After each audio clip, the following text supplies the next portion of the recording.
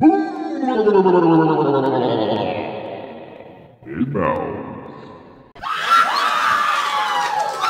That's right! That's fucking right! That's right!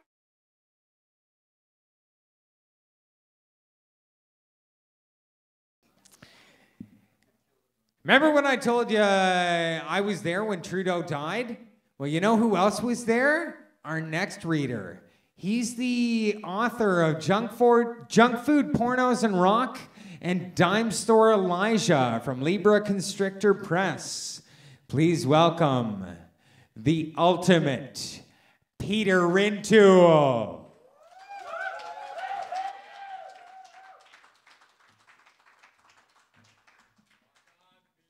Woo! This is called the Great Adversay. Oh, whatever. So, anyway.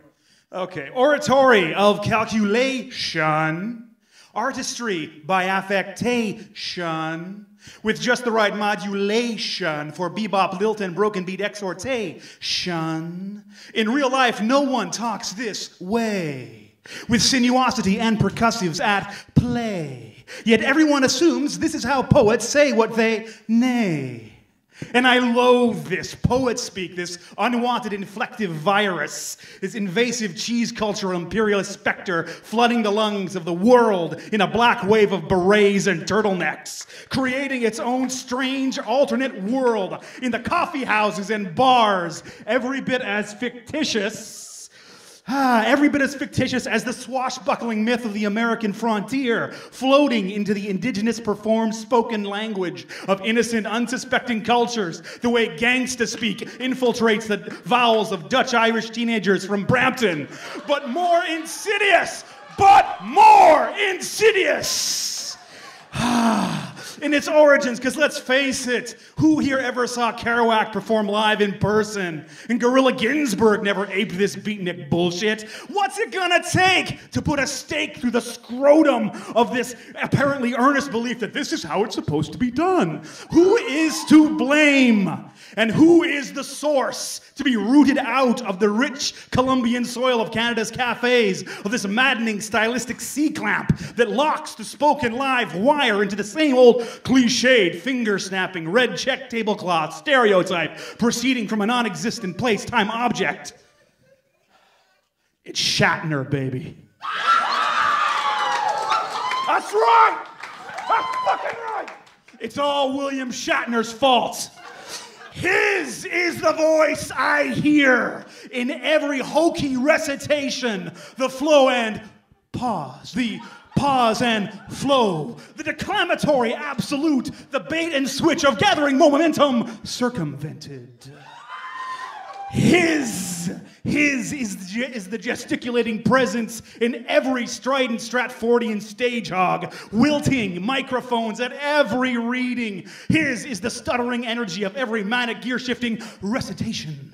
The perfect hip young orating captain for a brave future, as it was conceived in 1967, with the subtleties of delivery gleaned from a subculture already suborned even in the late 60s. A perfect working model of how the mainstream absorbs the most palatable aspects of any fringe phenomenon and ignores the bits that challenge it. A hip young orating captain, not too uptight to make it with every green chick that comes by, responsible but still a swinging guy, liberated but still military, an individual but not anti-establishment, and running a vocal style that carried enough hints of the Greenwich Village jive to dragnet the demographic smack in the zeitgeist zone.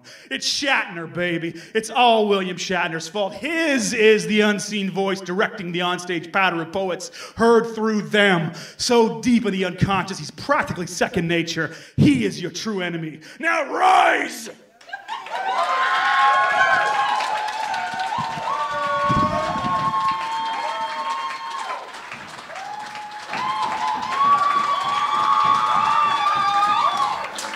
Peter Rintoul!